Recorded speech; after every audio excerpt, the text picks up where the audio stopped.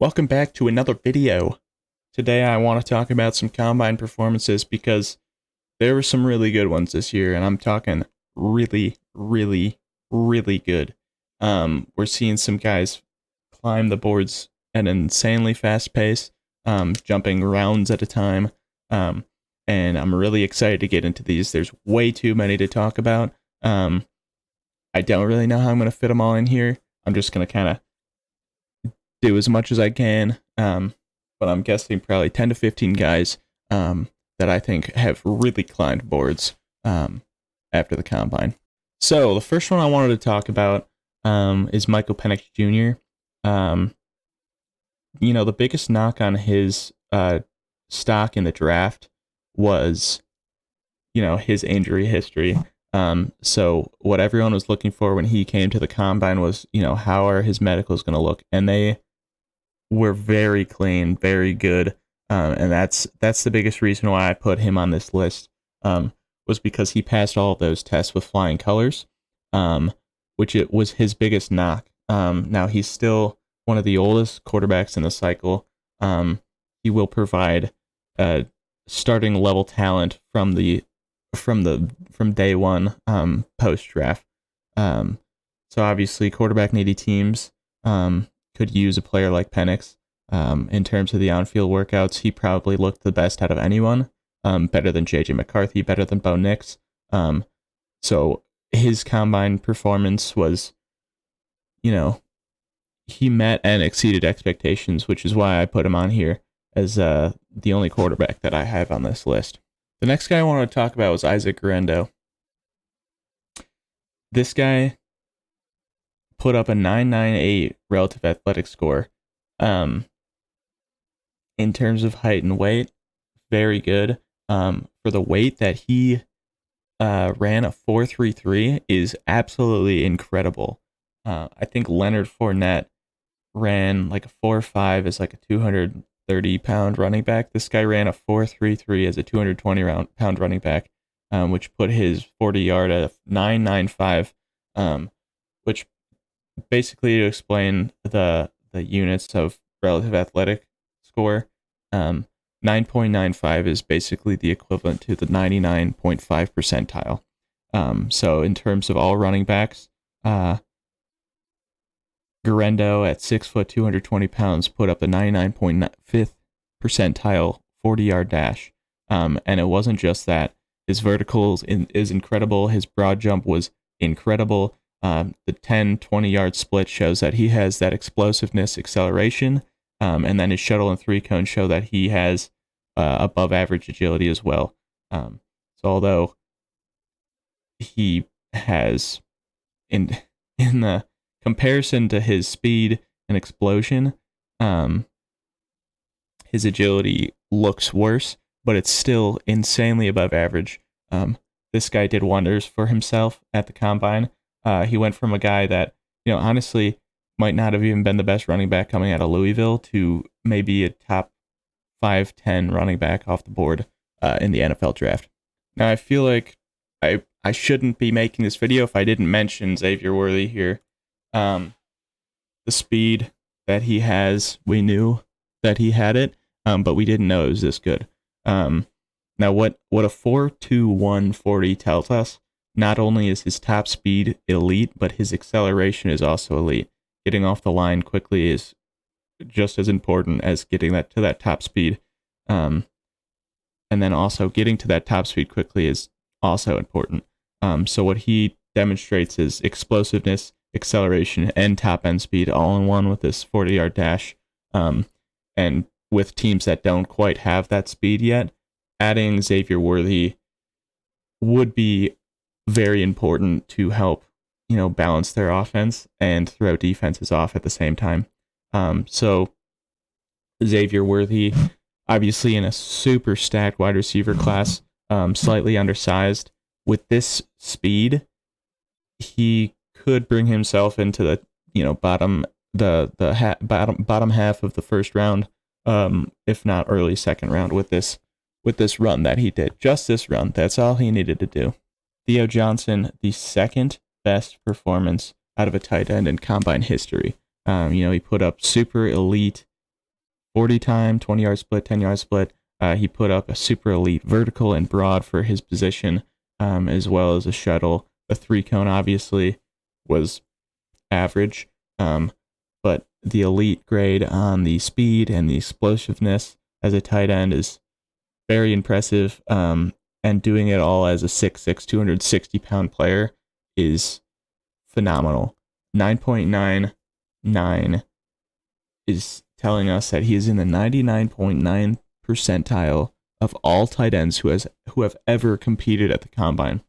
This guy, his athleticism alone will raise him on draft boards. They obviously knew he was athletic, but they didn't know it was quite to this level. And this will really help him come draft time. So Jalen Wright was in talks of being one of the best running backs in this class, in a class where there really isn't any, Bijan Robinson, Saquon Barkley level talents. We really didn't know who running back 1 was going into the combine especially, and Jalen Wright did a really good job of, making his case for being the number 1 overall guy. We know that he has average size at 5'10". He does hit the, you don't want to see a running back under 210 pounds, or 200 pounds especially. And he hit 210, which is very important. But he also hit, elite speed, and then great acceleration and explosiveness as well. So a 9.75 obviously tells us that he is one of the better running backs that the combine has ever seen. And this is, doing wonders for his draft stock as he was going in as, maybe top 5, top 3 running back, as probably the number 1 running back in this combine, as long as, and as long as GMs like him. When I looked at cornerbacks, obviously you have Nate Wiggins, who ran a really fast 40. The reason that I didn't put him on this list was because of his size. He came in as what would be the second smallest cornerback in the entire NFL, which is not what you want to see as a GM.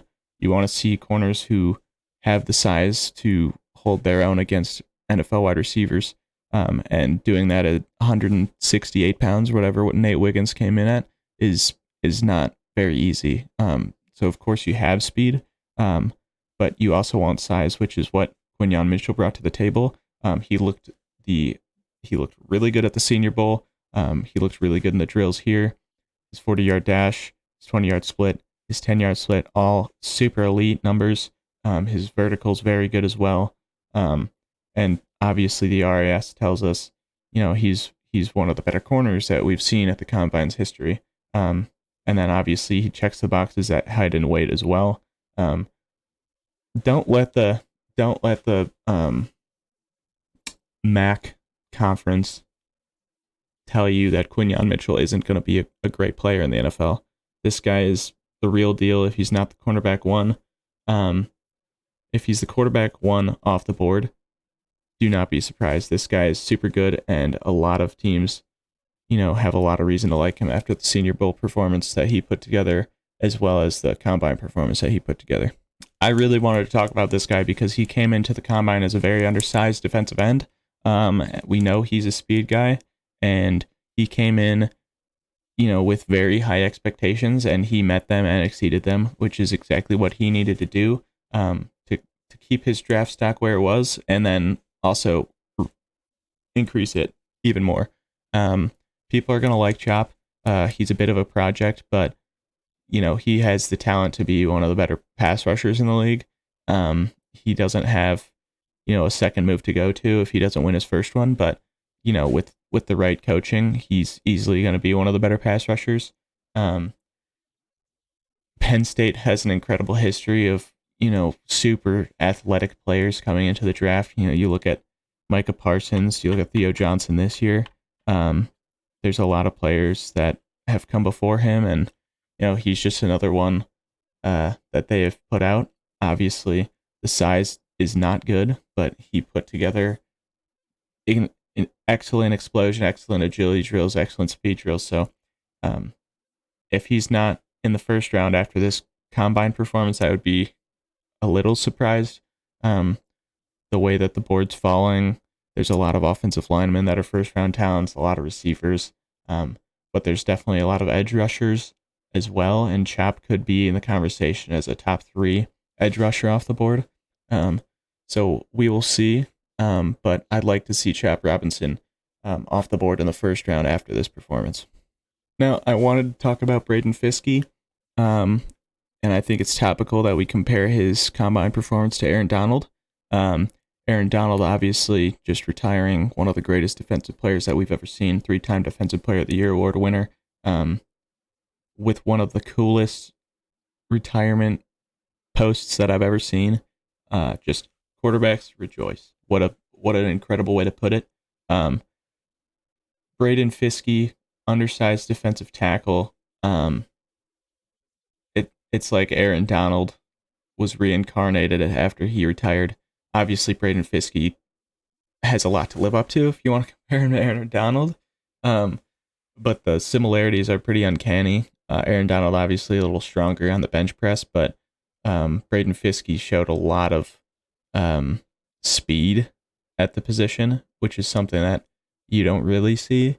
But he has the talent to, get around blocks just like everyone else. He uses his hands really well, which is something Aaron Donald did out of Pitt that, a lot of people said wasn't going to be good enough. So we'll see what Braden Fiske does in the NFL, but he definitely put together quite the performance, being in the 98.8th percentile. And I think he ended up being the 6th best defensive tackle ever in the NFL Combine. So, yeah, he definitely was a surprise. I wasn't expecting him to be as athletic as he was. So I really hope he definitely has risen up draft boards, but I really hope he gets a starting position right away because I want to see this guy go to work. All right, I wanted to mention Peyton Wilson because in a class with not a lot of linebacker prospects, this kind of performance really helps him. That speed is obviously incredible. 4'4" at 233 pounds is very impressive, especially with a 6'4" frame. Obviously, you'd like to see him fill that out a little bit, which will make him a little slower. But the athleticism is uncanny.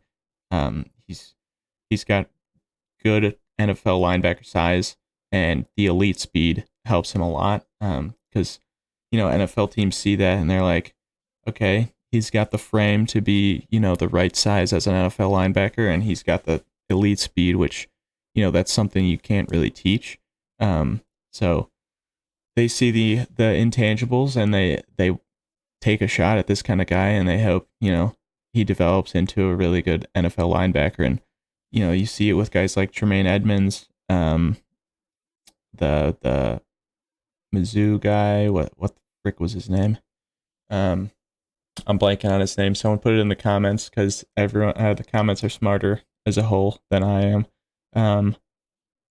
But yeah, Peyton Wilson, this kind of performance in this crop of linebackers is really important because he really sets himself apart as one of the more athletic ones, and a really talented one as well. Already being considered one of the better linebacker prospects going into the combine. Okay, these last 5 players are going to be offensive linemen. So if you don't like offensive linemen, first of all, you're weird. Second of all, skip the rest of the video, honestly. But before you skip it, please like, comment, and subscribe, because that's a nice thing to do. Like, why wouldn't you? But yeah, Joe Alt came into this combine as probably offensive tackle 1. I'm not saying he's rising on the boards. He could be a top 5 pick, obviously. But 6'8", 320 pounds. This guy is insanely athletic for that size. Obviously, he used to be a tight end, so you can kind of see where that athleticism stems from. But a 9.92 RAS as a 6'8", 320-pound offensive tackle.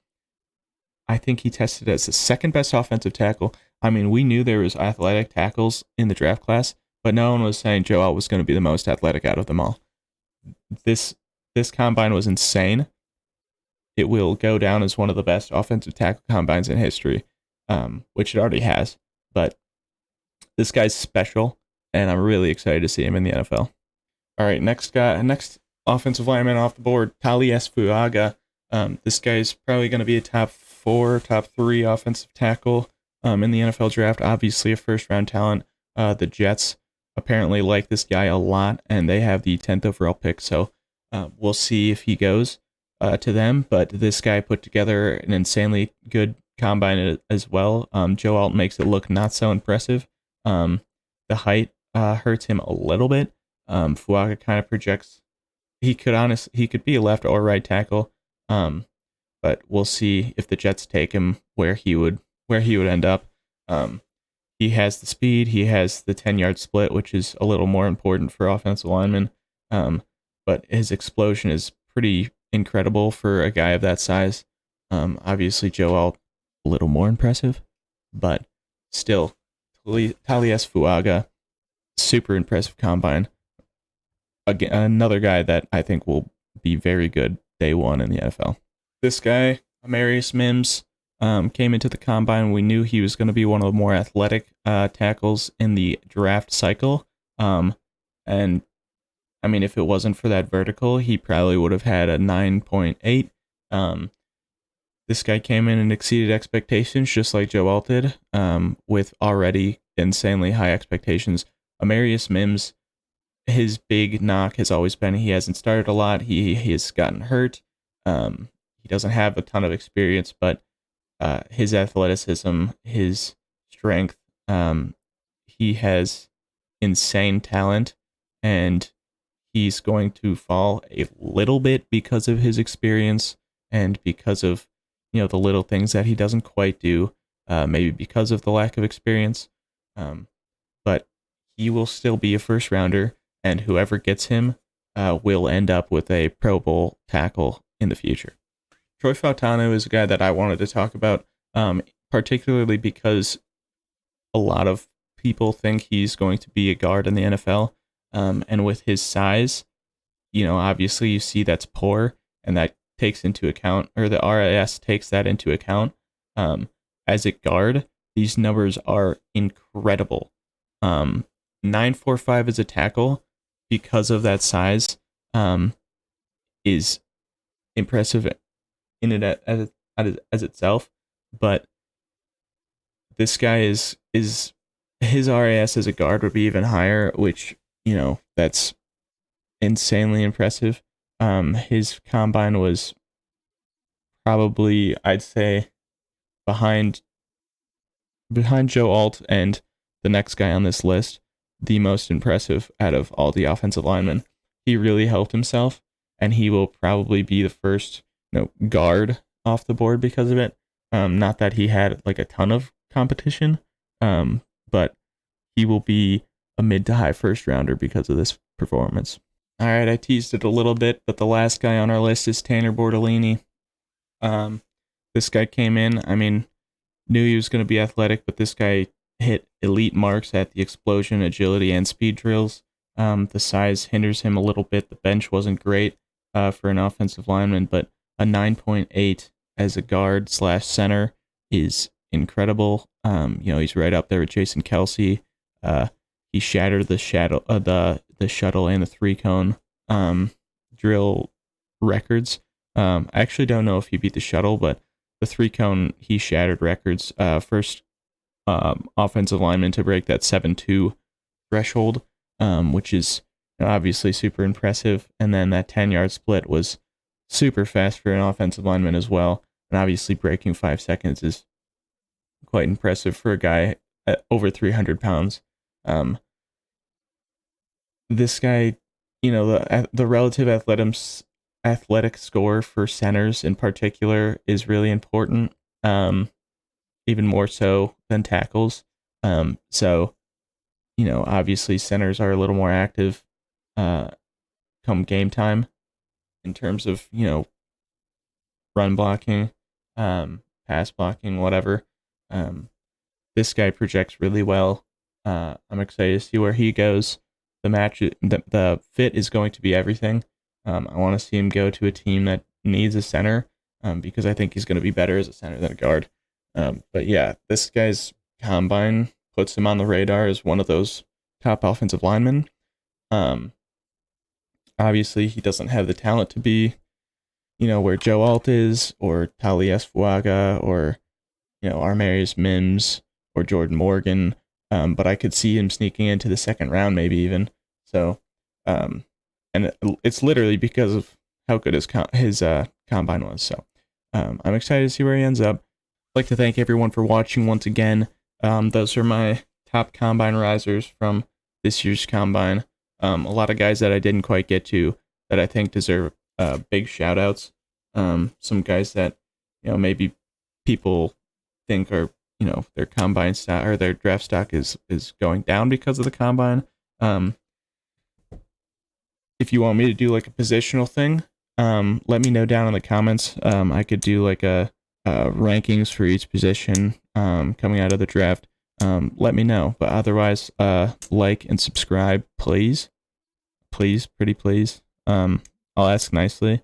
But if you don't do it, I will track your IP, and I'll dox you. So, don't get doxed. Subscribe to me.